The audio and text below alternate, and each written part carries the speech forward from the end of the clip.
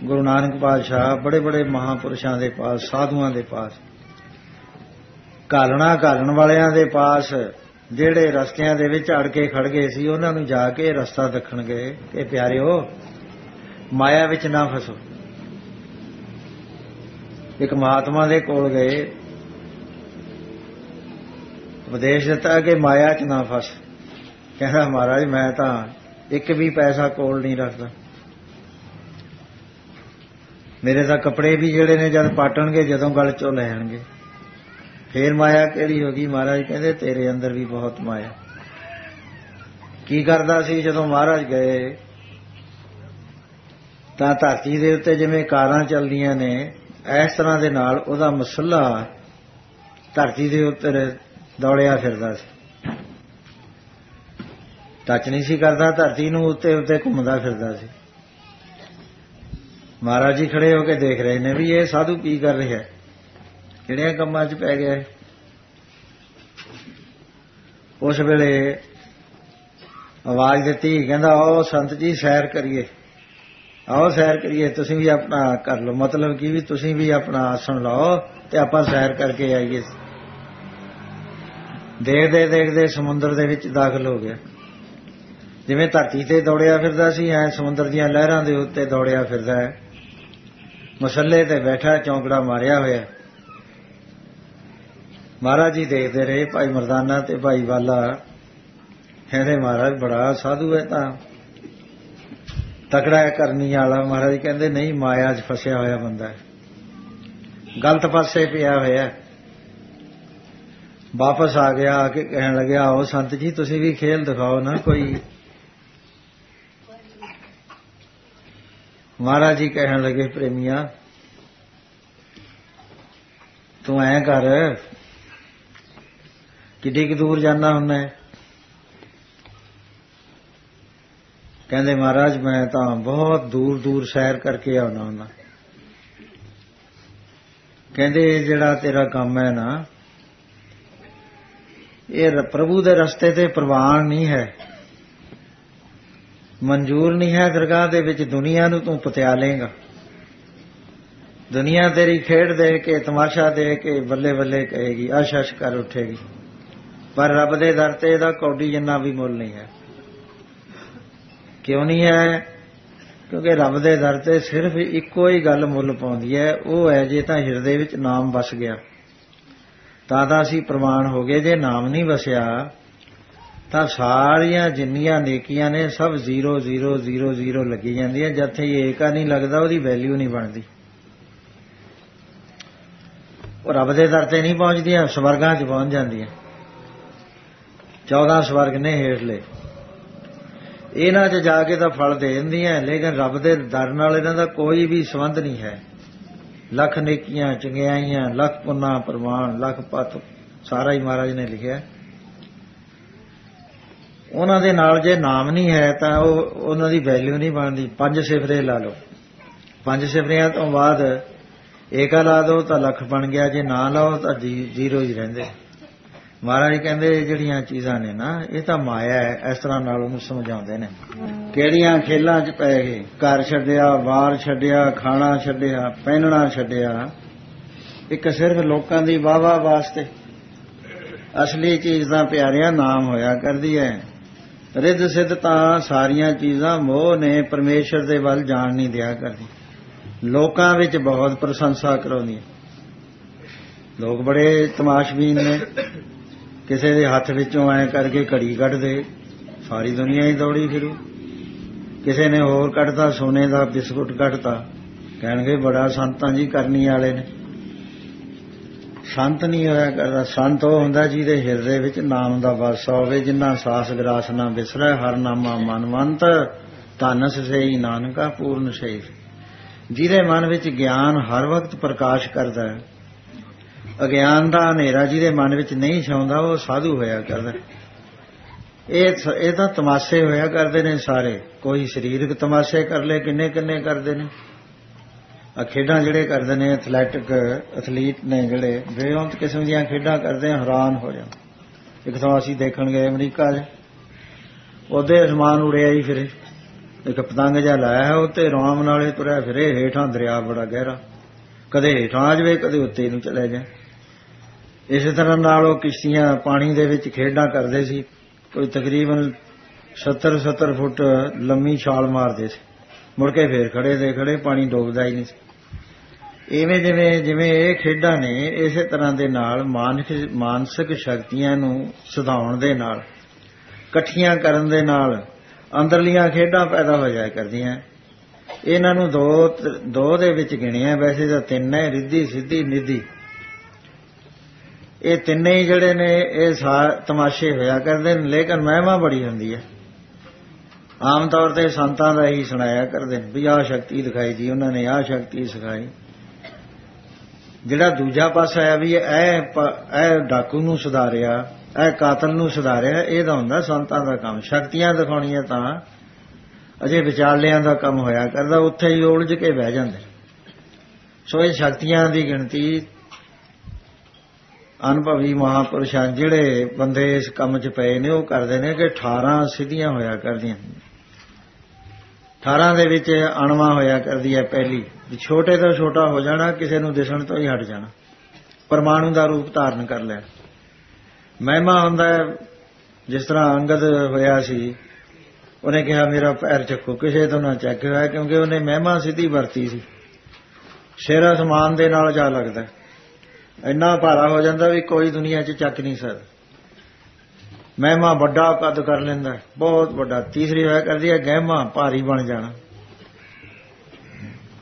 ਚੌਥੀ ਹੋਇਆ ਕਰਦੀ ਹੈ ਲਪਾਏ ਮਾਨ ਨਾ ਹੋਣਾ। ਪੰਜਵੀਂ ਹੋਇਆ ਕਰਦੀ ਹੈ ਪ੍ਰਾਪਤ, ਜਿਸ ਚੀਜ਼ ਨੂੰ ਮਨ ਵਿੱਚ ਜੀ ਆਵੇ, ਜਿਸ ਚੀਜ਼ ਨੂੰ ਇੱਛਾ ਕਰੇ ਉਹ ਚੀਜ਼ ਉਸੇ ਵੇਲੇ ਪ੍ਰਾਪਤ ਹੋ ਜਾਣੀ। ਤੇ ਉਹਦੀ ਅਗਲੀ ਹੋਇਆ ਕਰਦੀ ਹੈ ਪਰਾਕਰਮ। ਬੰਦਾ ਆਉਂਦਾ ਹੈ, ਉਹ ਕਹਿੰਦਾ ਆਉਂਦਾ ਵੀ ਮੇਰੇ ਮਨ ਦੀ ਜੇ ਜਾਣ ਕੇ ਆਵਾਜ਼ ਦੇਤੀ ਤਾਂ ਮੈਂ ਮੰਨੂ। ਇਹ ਇੱਕ ਸਿੱਧੀ ਹੈ, ਜੇ ਇਹਦਾ ਅਧਿਐਨ ਕਰ ਲਵੇ, ਸਾਧਨ ਕਰ ਲਏ, ਬਹੁਤਾ ਲੰਮਾ ਨਹੀਂ ਹੈ, ਛੋਟਾ ਜਿਹਾ ਸਾਧਨ ਹੈ। ਉਹਦੇ ਨਾਲ ਪਹਿਲਾਂ ਹੀ ਉਹਦੀ ਆਵਾਜ਼ ਉੱਥੇ ਪਹੁੰਚ ਜੂ ਵੀ ਆਹ ਗੱਲ ਕਹਿਣ ਵਾਸਤੇ ਫਲਾਣਾ ਆ ਰਿਹਾ, ਇਹਦਾ ਆਹ ਨਾਂ ਹੈ, ਫਲਾਣੇ ਪਿੰਡ ਦਾ, ਇਹਦੇ ਨਾਲ ਇੰਨੇ ਬੰਦੇ ਨੇ, ਇੰਨੇ ਚੜੇ ਸੀਗੇ ਇਹਦੇ ਨਾਲ ਗੱਡੀ 'ਚ, ਤੇ ਇੰਨੇ ਸ਼ਹਿਰ ਨੂੰ ਚਲੇ ਗਏ, ਇੰਨੇ ਆਏ ਨੇ, ਉਹ ਸਾਰੀਆਂ ਗੱਲਾਂ ਦੱਸ ਦਿਓ। ਇਹਨੂੰ ਪਰਾਕਰਮ ਸਿੱਧੀ ਕਹਿੰਦੇ ਨੇ। ਇਸ਼ਤਾ ਹੋਇਆ ਕਰਦੀ ਹੈ, ਬਾਬਾ ਜੀ ਬੈਠਾ ਹੈ ਵੀ ਆਹ ਫਲਾਣਾ ਖਰਚ ਹੈ, ਪ੍ਰੇਰਨਾ ਕਰ ਦੇਣੀ ਵੀ ਜਿੰਨੇ ਤੁਹਾਡੀ ਜੇਬ 'ਚ ਪੈਸੇ ਨੇ ਇਹ ਵੀ ਦੇ ਦਿਓ ਤੇ ਇੱਕ ਮਹੀਨੇ ਦੀ ਤਨਖਾਹ ਹੋਰ ਦਿਓ। ਇਹਨੂੰ ਇਸ਼ਤਾ ਸਿੱਧੀ ਕਹਿੰਦੇ ਨੇ, ਪ੍ਰੇਰਨਾ ਸ਼ਕਤੀ ਕਹਿੰਦੇ ਨੇ। ਦੂਸਰੀ ਇਸ ਤੇ ਅਗਲੀ ਹੋਇਆ ਕਰਦੀ ਹੈ ਵਸ਼ਤਾ, ਜਿਹੜਾ ਕਿਸੇ ਦੇ ਕਾਬੂ ਨਾ ਆਵੇ ਉਹਨੂੰ ਕਾਬੂ ਕਰ ਲੈਣਾ। ਇਹ 8 ਹੋਇਆ ਕਰਦੀਆਂ ਨੇ।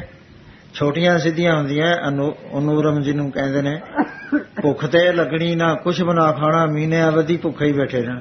ਇਹ ਵੀ ਬੜੀ ਚਮਤਕਾਰ ਹੈ ਜੀ। ਖਾਧਾ ਹੀ ਨਹੀਂ ਇਹਨੇ ਤਾਂ 2 ਮਹੀਨੇ ਤੋਂ, ਨਾ ਪਾਣੀ ਪੀਤਾ ਹੈ ਨਾ ਰੋਟੀ ਖਾਧੀ ਹੈ, ਬਹੁਤ ਇਹ ਤਾਂ ਹੈ। ਅਗਲੀ ਹੋਇਆ ਕਰਦੀ ਹੈ ਦੂਰ ਸਰਵਣ, ਦੂਰ ਦੀ ਬਾਤ ਸੁਣ ਲੈਣੀ।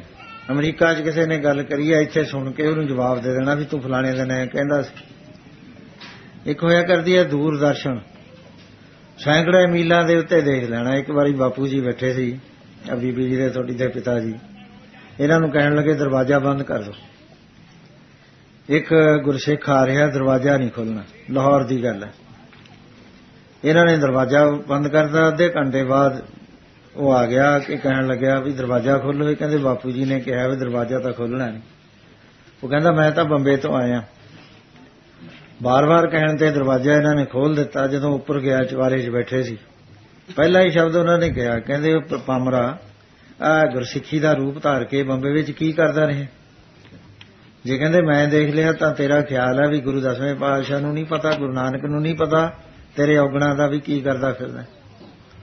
ਬੜਾ ਰੋਇਆ, ਹੋਰ ਬੜਾ ਹੀ ਰੋਇਆ, ਬੜਾ ਹੀ ਪਛਤਾਵਾ ਕਰਿਆ। ਕਹਿੰਦਾ ਮੈਨੂੰ ਐ ਨਹੀਂ ਸੀ ਪਤਾ ਵੀ ਗੁਰਮੁਖ ਐਡੀ ਐਡੀ ਦੂਰ ਥਾਂ ਤੇ ਦੇਖ ਲੈਂਦੇ। ਇਹਨੂੰ ਦੂਰਦਰਸ਼ਨ ਸਿੱਧੀ ਕਹਿੰਦੇ ਨੇ। ਇੱਕ ਹੋਇਆ ਕਰਦੀ ਹੈ ਮਨੋਵੇਗ। ਮਨੋਵੇਗ ਹੁੰਦਾ ਵੀ ਮੇਰੇ ਮਨ 'ਚ ਆਇਆ ਵੀ ਮੈਂ ਹੁਣੇ ਲੰਡਨ ਚਲਾ ਜਾਵਾਂ, ਉਸੇ ਵੇਲੇ ਮੈਂ ਉੱਥੇ ਬੈਠਾ ਨਜ਼ਰ ਆਊਂਗਾ। ਉੱਥੋਂ ਦੁਕਾਨ ਤੋਂ ਸੌਦਾ ਲਿਆ ਤੇ ਵਾਊਚਰ ਕਟਾਇਆ, ਇੱਥੇ ਮੁੜ ਕੇ ਫੇਰ ਆ ਗਿਆ। ਤੁਹਾਨੂੰ ਉੱਥੇ ਦਾ ਸੌਦਾ ਦਿਖਾਦਾ, ਤੁਸੀਂ ਬੜੇ ਹੈਰਾਨ ਹੋਵੋਗੇ ਵੀ ਇਹ ਤਾਂ ਲੰਡਨ ਦੀ ਮੋਹਰ ਹੁਣ ਦੀ ਉਹ ਹੈਗੀ, ਟਾਈਮ ਵੀ ਲਿਖਿਆ ਹੋਇਆ। ਇਹਨੂੰ ਮਨੋਵੇਗ ਸਿੱਧੀ ਕਹਿੰਦੇ ਨੇ। ਤੇ ਇਸ ਤੋਂ ਬਾਅਦ ਹੁੰਦਾ ਕਾਮਰੂਪ। ਕਾਮਰੂਪ ਹੁੰਦਾ ਵੀ ਸ਼ੇਰ ਬਣ ਕੇ ਖੜ ਗਿਆ, ਸੱਪ ਬਣ ਕੇ ਖੜ ਗਿਆ, ਬੜਾ ਸਾਰਾ ਭੂਤ ਦਾ ਰੂਪ ਧਾਰ ਲਿਆ, ਕੋਈ ਹੋਰ ਰੂਪ ਧਾਰ ਲਿਆ, ਔਰਤ ਦਾ ਧਾਰ ਲਿਆ, ਮਨੁੱਖ ਦਾ ਧਾਰ ਲਿਆ, ਦਿਖਣਾ ਨਾ ਕਿਸੇ ਨੂੰ।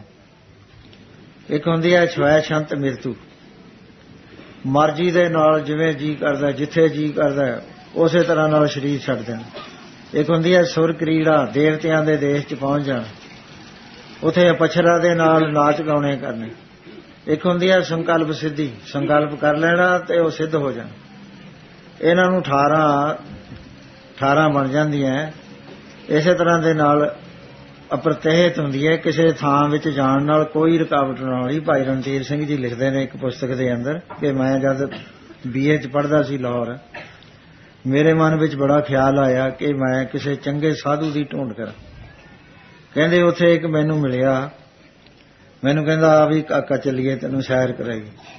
ਕਹਿੰਦਾ ਯੂਨੀਵਰਸਿਟੀ 'ਚ ਲੈ ਗਿਆ, ਉੱਥੇ ਐਗਜ਼ਾਮੀਨੇਸ਼ਨ ਉਹਦਾ। ਮੈਂ ਕਿਹਾ ਮੈਨੂੰ ਆਪਾਂ ਨੂੰ ਦੇਖ ਲੈਣਗੇ? ਕਹਿੰਦਾ ਕੋਈ ਨਹੀਂ ਦੇਖਦਾ। ਕਹਿੰਦਾ ਉਹਦੇ ਉੱਪਰ ਦਫ਼ਤਰਾਂ ਦੇ ਉੱਤੇ ਪੈਰ ਉੱਪਰ ਨੂੰ ਕਰਿਆ ਕਰੇ, ਨਾਲ ਮੇਰੀ ਬਾਂਹ ਫੜ ਲੈ, ਕਹਿੰਦਾ ਉੱਤੇ ਲੈ ਜਾ ਕਰੇ। ਘਰਾਂ 'ਚ ਗੁਪਤ ਥਾਵਾਂ ਤੇ ਕੋਈ ਨਾ ਸਾਨੂੰ ਦੇਖੇ, ਜਿੱਥੇ ਅਸੀਂ ਫਿਰਦੇ ਰਹੇ। ਦੂਏ ਦਿਨ ਫੇਰ ਮੈਨੂੰ ਸੈਰ ਕਰਾਈ।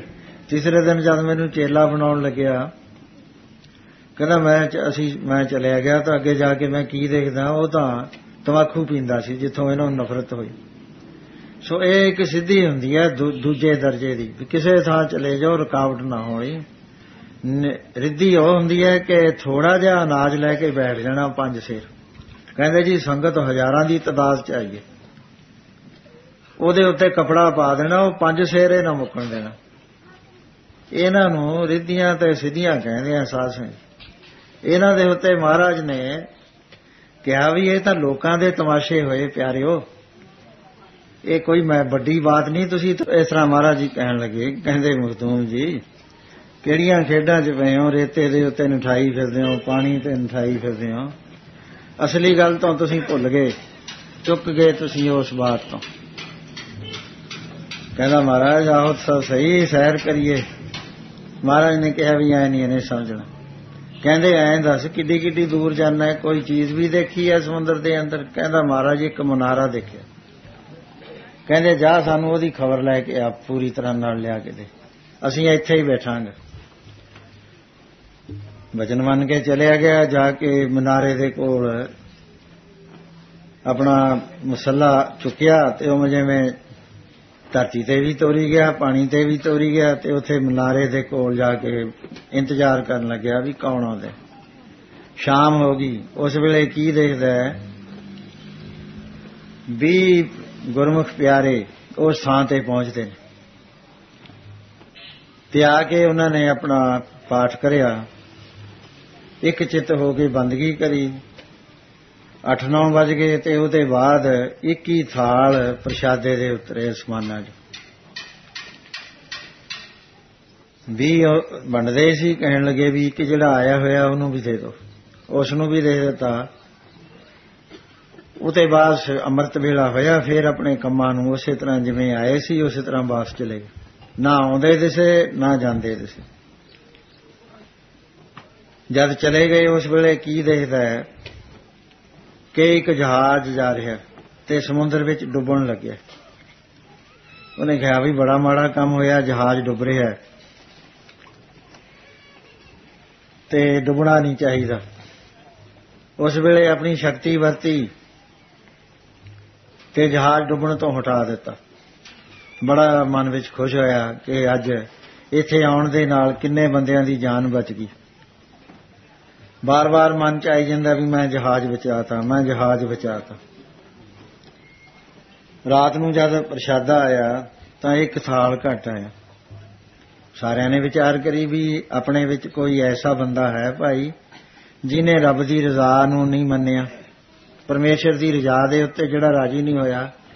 ਕੌਣ ਹੈ ਆਪਣੇ ਅੰਦਰ? ਲੇਕਿਨ ਗੁਰਮੁਖ ਸੀ ਉਸ ਵੇਲੇ ਕਹਿਣ ਹਰੇਕ ਕਹੇ ਜੀ ਮੈਂ ਹੋ ਸਕਦਾ, ਮੈਂ ਹੋ ਸਕਦਾ। ਇਹ ਨਹੀਂ ਵੀ ਇਹ ਜਿਹੜਾ ਨਵਾਂ ਆਇਆ ਇਹ ਹੋ ਸਕਦਾ, ਉਹ ਤਾਂ ਪਹਿਲਾਂ ਵੀ ਆਉਂਦੇ ਸੀ ਸਾਰੇ। ਫੇਰ ਅੰਮ੍ਰਿਤ ਵੇਲੇ ਚਲੇ ਗਏ ਤੇ ਦੂਏ ਦਿਨ ਕੀ ਦੇਖਦਾ, ਮਨਾਰਾ ਗਿਰਨ ਲੱਗਿਆ। ਇਹਨੇ ਕਿਹਾ ਹੈ ਅੱਲਾਹ ਤਾਲਾ ਇੱਥੇ ਆ ਕੇ ਤੇਰੀ ਇਬਾਦਤ ਕਰਦੇ ਨੇ ਤੇ ਤੂੰ ਉਹੀ ਥਾਂ ਸਿੱਟਣ ਲੱਗ ਗਿਆ ਵੀ ਇਹ ਗਿਰਨਾ ਨਹੀਂ ਚਾਹੀਦਾ। ਰੋਕ ਦਿੱਤਾ ਸ਼ਕਤੀ ਦੇ ਨਾਲ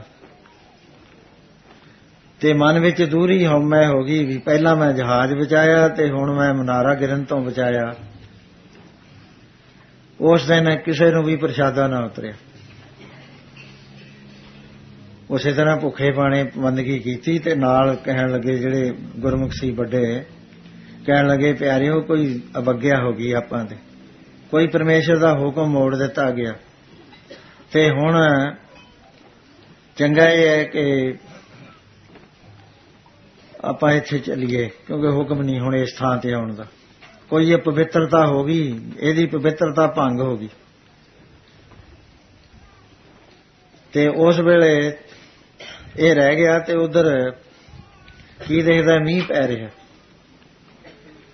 ਕਹਿਣ ਲੱਗਿਆ ਸਮੁੰਦਰ 'ਚ ਮੀਂਹ ਪੈਂਦਾ ਹੈ ਤੇ ਜਿੱਥੇ ਪੈਣਾ ਚਾਹੀਦਾ ਉੱਥੇ ਪੈ ਨਹੀਂ ਰਿਹਾ। ਉਹ ਮੀਂਹ ਹਟ ਗਿਆ ਉੱਥੇ ਪੈਣ ਤੇ। ਫੇਰ ਮਨ ਵਿੱਚ ਆਇਆ ਕਿ ਮੈਂ ਸਮੁੰਦਰ ਵਿੱਚ ਐਵੇਂ ਹੀ ਪਾਣੀ ਗਿਰਦਾ ਹਟਾਇਆ, ਕਿਤੇ ਚੰਗੇ ਖੁਸ਼ਕ ਥਾਂ ਤੇ ਜੇ ਗਿਰੇਗਾ ਉੱਥੇ ਫਸਲਾਂ ਹੋਣਗੀਆਂ। ਉਸ ਤੋਂ ਬਾਅਦ ਇਹਨੇ ਆਪਣਾ ਮਸਲਾ ਸਮੁੰਦਰ 'ਚ ਪਾ ਕੇ ਗੁਰੂ ਨਾਨਕ ਪਾਤਸ਼ਾਹ ਦੇ ਕੋਲ ਆ ਕੇ ਖਬਰ ਦੇਣ ਵਾਸਤੇ ਜਦ ਪਾਇਆ ਤਾਂ ਥੋੜਾ ਜਿਹਾ ਤੁਰ ਪਿਆ ਉਹ, ਕੋਈ 100 ਗਜ। ਉਹਦੇ ਬਾਅਦ ਨਾ ਉਧਰ ਜਾਵੇ ਨਾ ਉਧਰ ਜਾਵੇ। ਉਹ ਗੁਰਮੁਖ ਪਿਆਰੇ ਜਾਂਦੇ ਜਾਂਦੇ ਖੜ ਗਏ, ਕਹਿਣ ਲੱਗੇ ਵੀ ਇਹ ਕੀ ਕਰ ਰਿਹਾ। ਉੱਚੀ ਆਵਾਜ਼ ਦਿੱਤੀ, ਕਹਿੰਦੇ ਉਹ ਪ੍ਰੇਮੀਆਂ ਕੀ ਕਰ ਰਹੇ ਹੈ। ਕਹਿਣ ਲੱਗਾ ਪਿਆਰਿਓ ਮੈਂ ਤਾਂ ਫਸ ਗਿਆ ਸਮੁੰਦਰ ਦੇ ਅੰਦਰ, ਨਾ ਮੈਂ ਤੁਹਾਡੇ ਤੇ ਹੀ ਆ ਸਕਦਾ ਨਾ ਮੈਂ ਗਾਂ ਜਾ ਸਕਦਾ। ਮਸਲਾ ਮੇਰਾ ਡੁੱਬਦਾ ਜਾਂਦਾ ਹੈ ਤੇ ਮੈਂ ਕੀ ਕਰਾਂ। ਕਹਿਣ ਲੱਗੇ ਕਰਨਾ ਕੀ ਹੈ, ਜਿਹਨੇ ਤੈਨੂੰ ਭੇਜਿਆ ਨਾ ਉਹਦੀ ਅਰਦਾਸ ਕਰ, ਉਹਦੇ ਚਰਨਾਂ 'ਚ ਅਰਦਾਸ ਕਰ। ਕਹਿੰਦੇ ਉਹਨਾਂ ਦਾ ਨਾਮ ਗੁਰੂ ਨਾਨਕ ਹੈ। ਅਰਦਾਸ ਕੀਤੀ, ਮਸਲਾ ਤੁਰ ਪਿਆ ਤੇ ਗੁਰੂ ਮਹਾਰਾਜ ਦੇ ਕੋਲ ਆ ਗਿਆ। ਨੀਵੀਂ ਪਾਈ ਹੋਈ ਹੈ, ਹੁਣ ਉਹ ਬਾਤ ਨਹੀਂ ਰਹੀ ਜਿਹੜੀ ਪਹਿਲੀ ਸੀ। ਉਹ ਗੱਲ ਨਹੀਂ ਰਹੀ ਜਿਹੜੀ ਪਹਿਲੀ ਮਹਾਰਾਜ ਨੂੰ ਕਹਿੰਦਾ ਸੀ ਜਾਓ ਖੇਲ ਕਰੀਏ। ਮਹਾਰਾਜ ਕਹਿਣ ਲੱਗੇ ਸੁਣਾ ਮੁਖ ਤੂੰ ਖਬਰ। ਕਹਿੰਦਾ ਮਹਾਰਾਜ ਮੈਂ ਕਾਹਦੀ ਖਬਰ ਸੁਣਾਵਾਂ, ਮੈਨੂੰ ਤਾਂ ਹੈਰਾਨੀ ਹੁੰਦੀ ਹੈ ਕਿ ਮੈਂ ਨੇਕੀ ਕਰੀ ਹੈ ਤੇ ਮੇਰਾ ਮਸਲਾ ਤੁਰਦਾ ਨਹੀਂ ਸੀ। ਜਦ ਮੈਂ ਕੁਛ ਨਹੀਂ ਸੀ ਕਰਿਆ, ਜਦ ਮੈਂ ਸਮੁੰਦਰ ਤੇ ਐਂ ਖੇਲਦਾ ਸੀ ਜਿਵੇਂ ਪੰਛੀ ਅਸਮਾਨ 'ਚ ਉੜਦੇ ਫਿਰਦੇ ਨੇ। ਕਹਿੰਦੇ ਕੀ ਕਰੀਏ। ਕਹਿੰਦਾ ਮਹਾਰਾਜ ਮੈਂ ਜਹਾਜ਼ ਡੁੱਬਦਾ ਬਚਾਇਆ, ਮਨਾਰਾ ਗਿਰਦਾ ਬਚਾਇਆ, ਮੀਂਹ ਪੈ ਰਿਹਾ ਸੀ ਉੱਥੇ ਤੇ ਮੈਂ ਉਹ ਹਟਾਇਆ, ਨੇਕੀ ਦਾ ਕੰਮ ਕਰਿਆ। ਮਹਾਰਾਜ ਕਹਿੰਦੇ ਠੀਕ ਹੈ ਪ੍ਰੇਮੀਆਂ, ਨੇਕੀ ਕਰਨ ਦੇ ਵਿੱਚ ਫਰਕ ਹੋਇਆ ਕਰਦਾ। ਇਹ ਤੈਂ ਜਿਹੜੇ ਕੰਮ ਕਰੇ ਸੀ ਰਜ਼ਾ ਤੇ ਸ਼ੁਕਰ ਦੀ ਬੇਸੁਰੀ 'ਚ ਕਰੇ ਸੀਗੇ। ਸੁਰ ਨਾ ਸੁਰ ਨਹੀਂ ਸੀ ਤੈਂ ਲੜਾਈ। ਤੂੰ ਕਹਿੰਦਾ ਮੈਂ ਬਚਾਏ ਮੈਂ ਬਚਾਏ। ਜੇ ਕੋ ਆਪਣੀ ਓਟ ਸਮਾਰੈ ਜੈਸਾ ਬਲ ਤੈਸਾ ਹੋਏ ਵਰਤੈ, ਜੈਸਾ ਵਿਤ ਤੈਸਾ ਹੋਏ ਵਰਤਾ। ਆਪਣਾ ਬਲ ਨਹੀਂ ਹਾਰੇ। ਤੇਰੇ ਤਾਂ ਬਲ ਲੱਗ ਗਿਆ ਜਿੰਨਾ ਕਮਾਇਆ ਸੀ ਸਾਰਾ, ਕਿਉਂਕਿ ਤੈਂ ਜਹਾਜ਼ ਬਚਾਇਆ। ਨੇਕੀ ਤਾਂ ਕਰੀ, ਪਰ ਤੂੰ ਜੇ ਇਹਦੀ ਥਾਂ ਤੇ ਅਰਦਾਸ ਕਰਦਾ ਪ੍ਰਭੂ ਦੇ ਚਰਨਾਂ 'ਚ ਤਾਂ ਪ੍ਰਭੂ ਦੀ ਮਰਜ਼ੀ ਸੀ। ਪ੍ਰਭੂ ਅਰਦਾਸ ਤਾਂ ਸੁਣਦਾ ਹੈ, ਇਹ ਤਾਂ ਨਹੀਂ ਬੋਲਾ ਹੈ ਰੱਬ। ਬੋਲੇ ਰੱਬ ਨੂੰ ਤਾਂ ਮੰਨਿਆ ਹੀ ਨਹੀਂ ਹੈ। ਸੰਤ ਉਸੇ ਵੇਲੇ ਖਬਰਦਾਰ ਕਰਦੇ ਨੇ ਜਿਸ ਦੇ ਮਨ 'ਚ ਆਉਂਦਾ ਕਿ ਰੱਬ ਬੋਲਾ। ਸੰਤਾਂ ਦਾ ਫਰਮਾਨ ਹੈ ਮੁੱਲਾ ਮਨਾਰੇ ਕਿਆ ਜਣੇ ਸਾਈਂ ਨਾ ਬਹਿਰਾ ਹੋਏ, ਜੇ ਕਾਰਨ ਤੂੰ ਬਾਂਗ ਦੇ ਦਿਲ ਹੀ ਭੀਤਰ ਜੋ। ਉੱਚੀ ਉੱਚੀ ਕਾਹਨੂੰ ਵਾਂਗਾ ਦਿੰਦਾ, ਅੰਦਰੇ ਕਹਦੇ ਅੱਲਾਹੁ ਅਕਬਰ। ਵੀ ਉੱਤੇ ਅਸਮਾਨਾਂ ਨੂੰ ਭੇਜਦਾ ਵੀ ਉੱਥੇ ਜਾ ਕੇ 7ਵੇਂ ਅਸਮਾਨ 'ਚ ਸੁਣੂ ਰੱਬ। ਰੱਬ ਕੋਈ ਬੋਲਾ ਹੈ, ਰੱਬ ਤੇਰੇ ਅੰਦਰ ਬੈਠਾ ਸੁਣਦਾ। ਕਹਿਣ ਲੱਗੇ ਪ੍ਰੇਮੀਆਂ ਜੇ ਤੂੰ ਅਰਦਾਸ ਕਰਦਾ ਤਾਂ ਤੇਰੀ ਗੱਲ ਮੰਨੀ ਜਾਣੀ ਸੀ, ਤੇਰਾ ਜ਼ੋਰ ਨਹੀਂ ਸੀ ਲੱਗਦਾ। ਠੀਕ ਹੈ ਨੇਕ ਕੰਮ ਕਰਿਆ, ਜੀਵਾਂ ਦਾ ਪਾਪ ਇਕੱਠੇ ਹੋਏ ਸੀ, ਸਾਰਿਆਂ ਦੇ ਪਾਪ ਇਕੱਠਿਆਂ ਦਾ ਫਲ ਇੱਥੇ ਮਿਲਣਾ ਸੀ। ਮਨਾਰੇ ਨੇ ਵੀ ਗਿਰਨਾ ਸੀ, ਇਹਦੇ 'ਚ ਵੀ ਪਰਮੇਸ਼ਰ ਦੀ ਰਜ਼ਾ ਸੀ। ਜੋ ਮੀਂਹ ਪੈਂਦਾ ਸੀ ਇਹ ਨੂਣ ਇੰਨਾ ਵੱਧ ਗਿਆ ਸੀ ਕਿ ਮੱਛੀਆਂ ਨੂੰ ਤਾਂ ਬੜੀ ਭਾਰੀ ਤਕਲੀਫ ਹੋ ਗਈ ਸੀ ਤੇ ਮਿੱਠਾ ਪਾਣੀ ਉੱਥੇ ਪਰਮੇਸ਼ਰ ਵੱਲੋਂ ਸਿੱਟਿਆ ਜਾ ਰਿਹਾ ਸੀ। ਤੂੰ ਰਜ਼ਾ ਨੂੰ ਨਹੀਂ ਸਮਝ ਸਕਿਆ। ਸੋ ਇਸੇ ਕਰਕੇ ਪਹਿਲੇ ਦਿਨ ਖਾਣਾ ਆਇਆ, ਦੂਸਰੇ ਦਿਨ ਉਹਨਾਂ ਦਾ ਆਇਆ। ਉਹ ਗੁਰਮੁਖ ਅਵਸਥਾ ਸੀ ਗੁਰਮੁਖ ਅਵਸਥਾ ਜੋ ਹੁੰਦੀ ਹੈ, ਗੁਰਮੁਖ ਸ਼ੁਕਰ ਤੇ ਰਜ਼ਾ ਦੀ ਸੁਰ ਵਿੱਚ ਰਹਿੰਦਾ। ਗੁਰਮੁਖ ਜੋ ਹੋਇਆ ਕਰਦਾ ਵਾਹਿਗੁਰੂ ਦੀ ਰਜ਼ਾ ਵਿੱਚ ਤੇ ਸ਼ੁਕਰ ਤੇ ਸਬਰ ਦੇ ਵਿੱਚ ਸੁਰ ਮਿਲਾ ਕੇ ਚੱਲਦਾ। ਜੋ ਤੁਧ ਕਰਨਾ ਸੋ ਕਰ ਪਾਇਆ, ਪਾਣੇ ਵਿੱਚ ਕੋ ਬਿਰਲਾ ਆਇਆ। ਪਾਣਾ ਮੰਨੇ ਸੋ ਸੁਖ ਪਾਏ, ਪਾਣੇ ਵਿੱਚ ਸੁਖ ਪਾਏਂਦਾ। ਗੁਰਮੁਖ ਤੇਰਾ ਪਾਣਾ ਪਾਵੈ, ਸਹਿਜੇ ਹੀ ਸੁਖ ਸੱਚ ਕਮਾਵੇ। ਪਾਣੇ ਨੂੰ ਲੋਚੈ ਬਹੁ ਤੇਰੀ, ਆਪਣਾ ਪਾਣਾ ਆ ਮਨਾਏਗਾ। ਤੇਰਾ ਪਾਣਾ ਮੰਨੇ ਸੋ ਮਿਲੇ ਤੁਧਾਈ, ਜਿਸ ਪਾਣਾ ਪਾਵੈ ਸੋ ਤੁਝੈ ਸਮਾਏ। ਪਾਣੇ ਵਿੱਚ ਵੱਡੀ ਵਡਿਆਈ, ਪਾਣਾ ਕਿਸੇ ਕਰਾਏਂਦਾ। ਜਾਂ ਤੇ ਸੁਭਾਵੈ ਤਾਂ ਗੁਰ ਮੇ ਲਾਏ, ਗੁਰਮੁਖ ਨਾਮ ਪਦਾਰਥ ਪਾਏ। ਤੁਧ ਆਪਣੇ ਪਾਣੇ ਸਭ ਸ੍ਰਿਸ਼ਟੋ ਪਾਈ, ਜਿਸ ਨੂੰ ਪਾਣਾ ਦੇ ਤਿਸ ਪਾਏ। ਲੇਕਿਨ ਜਿਹੜੇ ਮਨਮੁਖ ਨੇ ਇਹ ਚਤਰਾਈਆਂ ਕਰਦੇ ਨੇ, ਇਹਨਾਂ ਨੂੰ ਪਾਣਾ ਨਹੀਂ ਚੰਗਾ ਲੱਗਦਾ ਤੇ ਚਤਰਾਈਆਂ ਕਰਦੇ। ਮਹਾਰਾਜ ਕਹਿੰਦੇ ਮਨਮੁਖ ਅੰਧ ਕਰੇ ਚਤਰਾਈ, ਪਾਣਾ ਨਾ ਮੰਨੇ ਬਹੁਤ ਦੁੱਖ ਪਾਈ। ਭਰਵੇਂ ਭੂਲਾ ਆਵੈ ਜਾਏ, ਕਰ ਮਹਿਲ ਨਾ ਕਬਹੂ ਪਾਏਂਦਾ। ਇਸ ਕਰਕੇ ਕਹਿੰਦੇ ਉਹ ਗੁਰਮੁਖ ਸੀਗੇ। ਗੁਰਮੁਖਾਂ ਨੇ ਇਸ ਗੱਲ ਨੂੰ ਚੰਗੀ ਤਰ੍ਹਾਂ ਦੇ ਨਾਲ ਸਮਝਿਆ ਹੋਇਆ। ਮਾਇਆ ਵਿੱਚ ਉਦਾਸ ਗਰਭ ਨਿਵਾਰਿਆ, ਗੁਰਮੁਖ ਦਾਸਨ ਦਾਸ ਸੇਵ ਸੁਚਾਰਿਆ। ਗੁਰਮੁਖਾਂ ਦੀ ਰਹਿਤ ਦੱਸਦੇ ਨੇ ਭਾਈ ਗੁਰਦਾਸ ਜੀ। ਦਾਸਾਂ ਦੇ ਦਾਸ ਰਹਿੰਦੇ, ਹੰਕਾਰੀ ਨਹੀਂ ਹੁੰਦੇ ਹੈਗੇ। ਇਹ ਨਹੀਂ ਕਹਿੰਦੇ ਮੇਰਾ ਅਪਮਾਨ ਫਲਾਣੇ ਨੇ ਕਰ ਦਿੱਤਾ, ਕਿਉਂਕਿ ਪਹਿਲਾਂ ਹੀ ਜਿਹੜਾ ਦਾਸਾਂ ਦਾ ਦਾਸ ਹੈ, ਇੱਕ ਤਾਂ ਹੁੰਦਾ ਕਹਿਣ ਵਾਸਤੇ ਮੈਂ ਤਾਂ ਜੀ ਤੁਹਾਡੇ ਦਾਸਾਂ ਦਾ ਦਾਸ ਹਾਂ। ਜੇ ਦਾਸਾਂ ਦੇ ਦਾਸ ਦੇ ਥਾਂ ਕਢਾ ਦੋ ਫਿਰ ਗੁੱਸਾ ਹੋ ਜਾਊ। ਗੁਰਮੁਖ ਗੁਰਸਿੱਖਾਂ ਸ਼ਾਬਾਸ਼ ਜਨਮ ਸਵਾਰਿਆ। ਕਹਿੰਦੇ ਸ਼ਾਬਾਸ਼ ਗੁਰਸਿੱਖਾਂ ਦੇ ਜਿਨ੍ਹਾਂ ਨੇ ਜਨਮ ਸੰਵਾਰ ਲਿਆ। ਗੁਰਸਿੱਖਾਂ ਰਹਿ ਰਾਸ ਗੁਰੂ ਪਿਆਰੇ। ਇਹਨਾਂ ਦਾ ਰਸਤਾ ਰਾਹੇ ਰਾਸਤ ਜਿਹੜਾ ਹੈ ਉਹ ਗੁਰੂ ਦੇ ਪਿਆਰ ਵਿੱਚ ਹੈ। ਗੁਰਮੁਖਾਂ ਸਾਸ ਗਰਾਸ ਨੌ ਚਿਤਾਰਿਆ। ਇੱਕ ਸਕਿੰਟ ਵਾਸਤੇ ਵੀ ਨਾਮ ਨਹੀਂ ਭੁੱਲਦੇ। ਮਾਇਆ ਵਿੱਚ ਉਦਾਸ ਗਰਭ ਨਿਵਾਰਿਆ। ਮਾਇਆ ਚ ਉਦਾਸ ਰਹਿੰਦੇ ਨੇ, ਡਿਟੈਚਡ ਰਹਿੰਦੇ ਨੇ, ਸਾਰੀਆਂ ਸ਼ਕਤੀਆਂ ਦੇ ਮਾਲਕ ਹੁੰਦੇ, ਅਪਮਾਨ ਵਿੱਚ ਨਹੀਂ ਆਉਂਦੇ। ਗੁਰਮੁਖ ਦਾਸਨ ਦਾਸ ਸੇਵ ਸੁਚਾਰਿਆ। ਬਰਤਨ ਆਸ ਨਿਰਾਸ ਸ਼ਬਦ ਵਿਚਾਰਿਆ। ਗੁਰਮੁਖ ਸਹਿਜ ਨਿਵਾਸ ਮਨ ਹਠ ਹਾਰਿਆ। ਗੁਰਮੁਖ ਮਨ ਪ੍ਰਕਾਸ਼ ਪਤਤ ਉਧਾਰੇ।